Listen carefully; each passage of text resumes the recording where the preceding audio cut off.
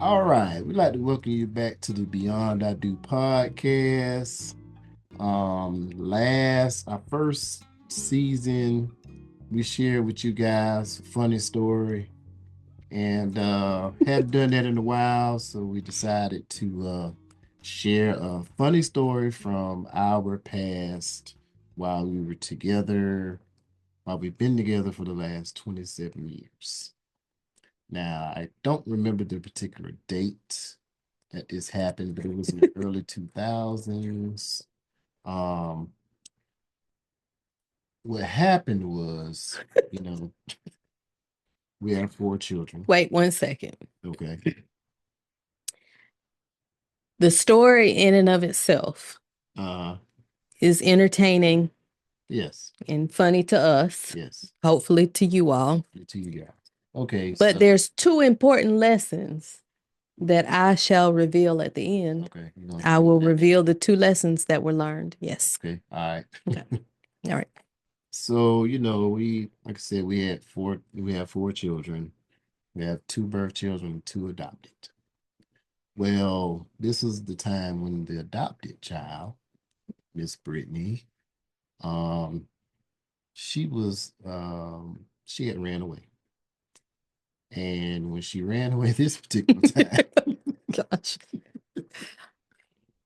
she decided to take one of the vehicles with her. So she was a little more context. She was 14, 15. Yeah, 15. She was 15 at the time. And so right around the time when she's about to get her Yeah. learner's permit, and So me being the father of the house, I'm gonna teach her how to drive. You know what I'm saying? I took her to the local school parking lot and just let her, get herself familiar with the car. And then, she started driving a little bit more. She was doing dang good. yep, she was doing a good job. And So figured out why later on. fast forward, that particular night, I remember her coming to our bedroom. Yep. Yep. And we had we had a chair in the bedroom, a big like lounging type chair. Mhm. And when we adopted her, she was 14. She had been through a lot. And at some point we are going to have her on and we're going to share her adoption story, but she had been through a lot. And so she she would sometimes come and she'd sit in my lap. And so she comes, it's night, the younger kids are in bed. She sits in my lap and she holds me. She hugs me around my neck and she said, "Mama, I wish you had gotten me sooner." Mhm. And I said, "Me too, baby." I said, "But we have you now." Yep. She said, "Good night, Mama. I love you." I said, "Good night, Britt. I love you too." Now, for context, we were the house that we were staying at the time was a rental, and we had it's nice big size house. It was all one level. You had all the bedrooms were on one side of the house, and then you leave from the bedrooms. They actually had a door that closed. So you leave from the bedrooms, you would go into the foyer, and then you go to either to the dining room or the living room and go out to the kitchen. Well, the house we had a garage, and we would leave the keys by the key box right there by the door. We always done, since we've been together. We had a little key box, leave the keys, you know, the garage door openers are inside the vehicles, keys are right there. So, me being the man of the house, I like to do my parameter check before we actually lay down for bed. It's funny now, but it wasn't funny then. Perimeter, parameter, perimeter, perimeter. Well, y'all get what I'm talking about. So I, go and check the front door, walk around to the back door, make sure that's locked. Walk to the garage door. The garage is on the side of the house. So I get to the garage door. I just open up the door real quick and I see the garage door is up. Did you, on a normal basis, did you open the door to check in Yeah. the garage? That's So that was part of That's my normal your routine. ritual? Okay. So, the garage door was up. I was like, must have left the garage door up. Because they had done some stuff earlier that day, washed the car or something. And so dang, so I turned the light on. No, I hit the button. When I hit the button, the light comes on the garage door. Well, my car wasn't there where I parked it. So I'm like, okay, I must have, damn, did I leave the car out there? That's what the garage door was, still up. So I stopped the garage door, walked out there, and the car ain't around here. So I'm like, so I go in, say, baby, The car is the car gone. is gone. And Brittany is too. Where I went right to her room. No, you can't. You No, went to her room before you came to our yeah, I room went to her because you said the car is room, gone. lights on, and she And was on Brittany the is outside. too. And he had my dumb ass. I done looked in the closet and everything. See, I didn't know that. I looked in the closet. Nope. So, come in and tell baby the car gone. And Brittany is Yes, too. and Brittany is too. So, that was like the night from hell. We were up all night. Now, at this point, she had run away a couple of times beforehand, but But never like this. the stealing of the car was like she had Yeah, upgraded her game. She upped the ante that. So Yeah. long story short, we ended up filing a police report, doing an insurance claim. Yeah. We had to fight the insurance because they said she's your child.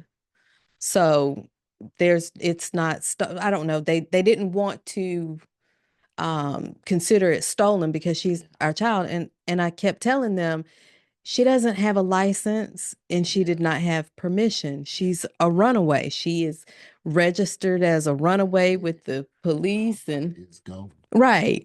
And so they ended up eventually taking that and settling with us Yeah. and they said, okay, this is the amount that Yeah. you'll get. And so he starts looking and I'm he all at the dang dealership.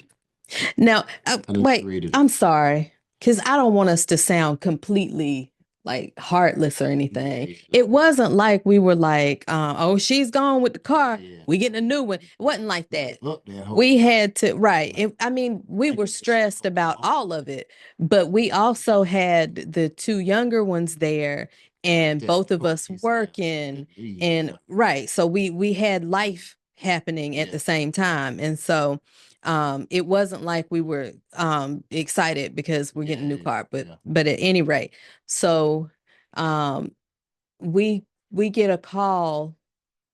Who contacted us? Was it the Let me tell you what it was I had created a relationship with a car salesman at the Volkswagen dealership, in town. And I was just going to replace that car with get me a Volkswagen because that's what I want. You know what I'm saying? Mhm.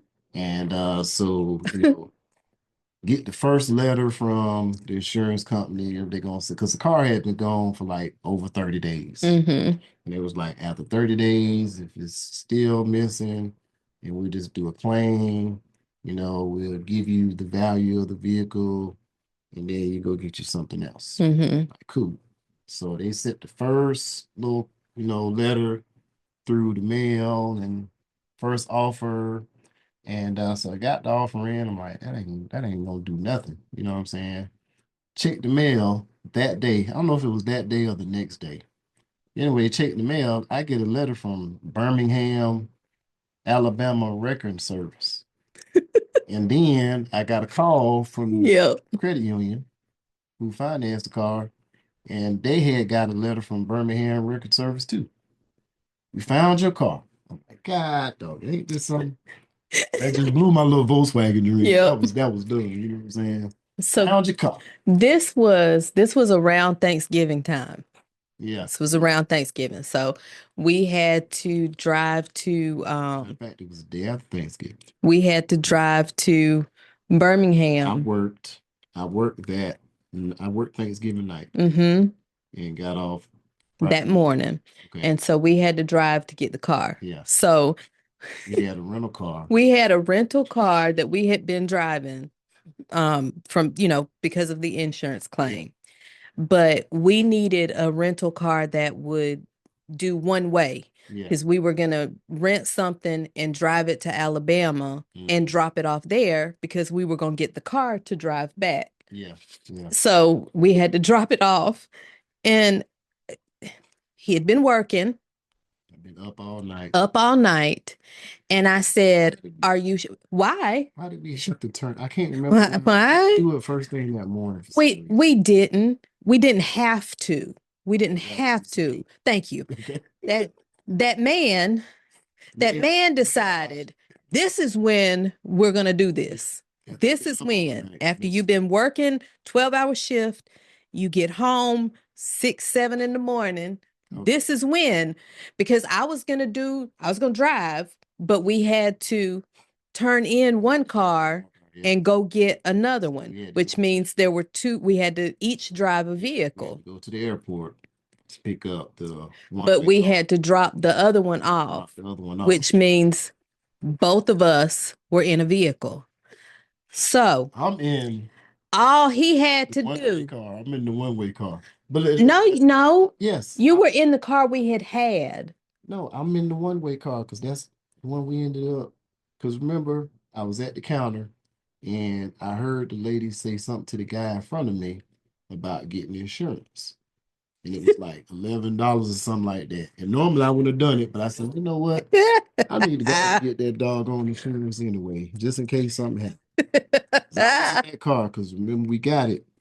And now we left the airport, kind of made it all the way to Enterprise on Bobby Jones.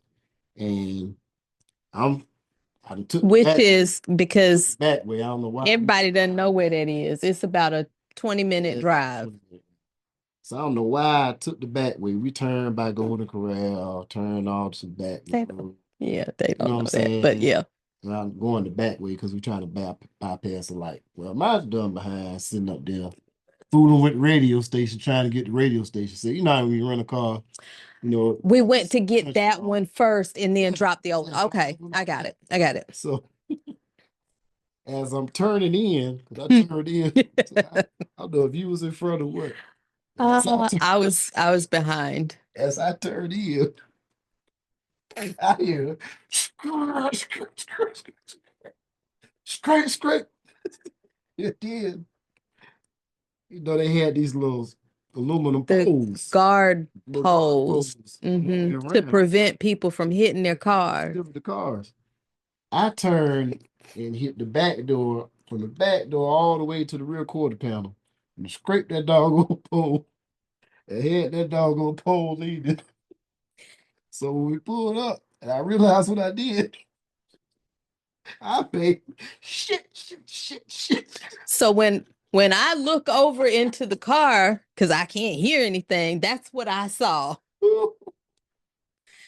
Now, that pole that he hit, it's still leaning. Is it still leaning? We need to go by there. We need to go by there and take a picture of that pole, because for years we would drive by and I would point and laugh at the pole. The sales rep out there, the Enterprise rep out there, it's like, glad it ain't our car. Oh my God. It wasn't funny then, but boy, no, it wasn't to him. Yeah. But I laughed at him. Yeah, she was laughing. Because this is lesson number 1. Because I told him we didn't need to get on the road right now. We can wait. But he said, no, we need to go ahead and go. So lesson number 1 is listen to your wife. Listen to your wife. She knows what she's talking about. Now, So we had to drive. We had to drive the wreck car all the way back to the airport and let them know, look, I done told y'all car. I told y'all car. I got the insurance. So the lady was like, you never had something like that happen. So you scared. Like I'm driving back. I'm like nervous. No, you drove back. So I'm nervous. I'm like, oh, dang, boy, they gonna have to pay for that mess. I'm like, God, oh, so the lady was like, oh, sir, that's no problem. We have these happens all the time. You do have insurance, don't you? I said, yeah, I got the insurance. Well, that's a good thing. So see, listening to that guy ask about the insurance, put that in my head because That's my lesson cheap number behind 2. probably wouldn't have got it before. You know what I'm Lesson saying? number My 2. cheap behind probably wouldn't have got it, even though it was $11. Lesson number 2 is get the insurance, Insurance. the rental car insurance, Got car vacation insurance, travel. Get the insurance. Yeah. Get the insurance. If you can't get the insurance, then you are not mature enough to be going or doing or getting. Just get the And insurance. the trip part about it was they gave us another car. Right. Because It was funny. The lady was trying to be funny. She was like, "You want the insurance this time?" I said, "Oh yeah, yeah." even though I want the I'm insurance. driving this time. Yeah, I want the insurance. So there you go. Laugh at Yeah. our pain. So we made it all the way to Birmingham and Oh, picked up the car. Look, y'all. oh, Let me tell y'all something. When this was my car. It was her car in the beginning, hmm and then she got something else, and I was driving this car, and it was a 2002 Dodge Stratus. I had doggone radio in there, sound system in there, had my little speakers in the back. I mean, I had that thing sounding good. Man, get there, the windows been cracked for however long. So I remember asking, I said, "What did y'all?" that smell. Yeah, it had a smell. It had remote. It was from the windows being Yeah, open and windows it going had down. gotten wet. Never got rid of that And smell. one of my wheel bearings was one of my wheel bearings. It was already making a noise before, but it had gotten worse. They had I didn't want this dang car. the sticker from the dealership. Yeah, yeah. It scraped it off And, like and the radio, the radio was gone. so The stereo didn't work. we had to drive all the way from Remotes all in the dang floor. I mean, hotel remotes. Like, what the heck? we had to drive all the way from Birmingham, Alabama to Augusta. Well, Get that doggone car. I ain't even want it. I don't even want this. I don't even want now it. End up holding on to it.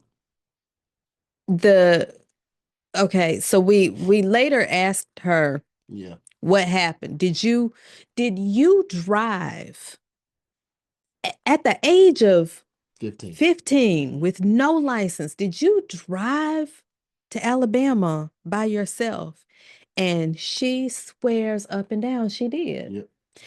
And if you know her, like we know her, she Probably did did. because that child is amazing.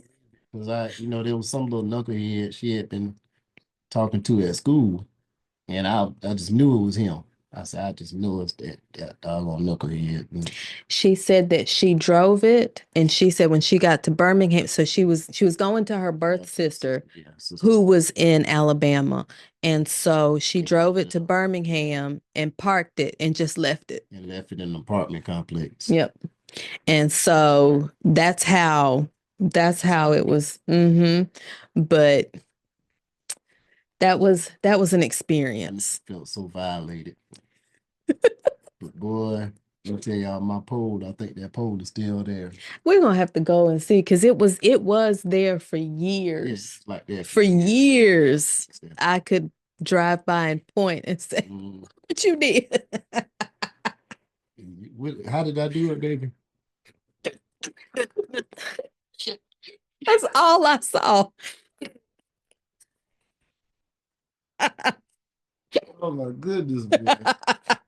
She up there laughing. Oh, I was. Funny right now. I couldn't even hold it in because all I was thinking was, see, I told you. Look what you did. younger too. You just want she never did. No, I just laughed. I didn't say. But I laughed heartily. With pride. Yes. Yes. And every now and then I go, baby, look.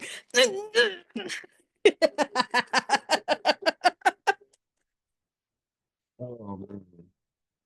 Well, that's one of our little funny stories that happened to us in our earlier years of our marriage. And we made it through it, y'all. The thing about it is when you're going through life and you're trying to learn each other and grow together, you're gonna have times like, I hope you don't have no times like that. Right. But you're gonna have times that, it's going to be trying. And, us staying up all night and being worried about her, contacting people, calling people, hey, have you seen anything? We had friends and family members out looking for her, and that helped us grow closer. Right. Because we never turned on each other. Right. Well, you should have did this, you should have done that. It wasn't none of that. He was like, and even in the beginning, she was 14 when we adopted her. yeah. And even in the beginning, and like I said, we want her to be able to share her story. But just like any teenager, you try and cause conflict between mom and dad. Yeah. And so with his schedule, that's the perfect way to do that, because they're with me so much of the time. And so some of the things that she did from the very beginning, I'd tell him, this is what she did, this is what she said, or I asked her to do this and she looked at me. Meanwhile, he saw nothing like that. And so we had to be a united front. We had to, like, they couldn't see, especially her in that situation. She couldn't see any that we weren't on one accord, and she and I had to have a conversation, and I had to let her know that, this is not, you can't come between us. So even if you behave differently with me than you do with him, he's still going to believe me. And so we had to make sure that we were on one accord with that, because they will take advantage of it. And she did it for different reasons, but our birth children did the same thing. In fact, at one point, they'd walk into the room and say, "Mom, can I?" Never mind. And I'd hear them, "Dad, can I?" Oh, so they did the same thing. So I'm not saying that just because she was adopted. I'm saying that, they did the same thing. Hers was just motivated because she was motivated by different reasons. Yeah. She had been through a lot growing up as a child. And, of course, when you go through a state adoption, they give you a biohistory of the child had been through from birth till, and it's only whatever they recorded. And story, you know what I'm saying? And it's written in a way that kind of downplays things. And we were, to be honest with you, we were probably too young to too young to have children. Right. To a teenager. Right. And so us being young and inexperienced ourselves, and we've talked about it with her. She her caseworker had given her two profiles to go through, ours and another couple. And she chose us. And I said, this was later on. We were laughing and talking, and I said, "You chose us because you thought I'm about to have some young parents. They're gonna let me do whatever." And she said, "I did." Yep. And so when that didn't happen, of course, she started to rebel. But she is, I can't say enough how proud we are of her and the woman that she has grown into. I was texting back and forth with her the other night, and just checking on him, see how they doing. And she's like, "Daddy, I love you.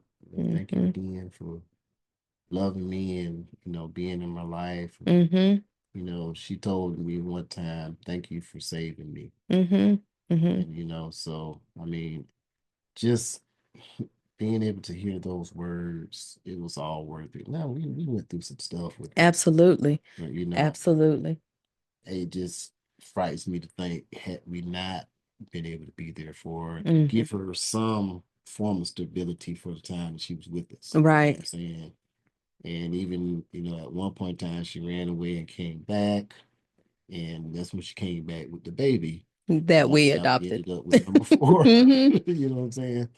And even in that time frame, she knew that we were there for her, Right. and she realizes it more than ever now. Mhm. Like, man, you know, I mean, that's a life saved. Right. I mean, could have gone totally a different way. Two. She's a doggone Two survivor. plus actually, Yeah, because two her and the kids. And she is survivor. she is a survivor. She And is as a man, I can't say mm, I couldn't have survived the way she survived. right. You know what I'm saying? So And we don't, of course, it didn't end in, or the adoption didn't turn out the way that we had, yeah, envisioned it, but um in the end, yeah, the yes, purpose so what that we wanted to serve did come to fruition. So Yep. and we'll have her on and have her be able to tell her Yeah. story and share in her own way. Yep. All right. That's good.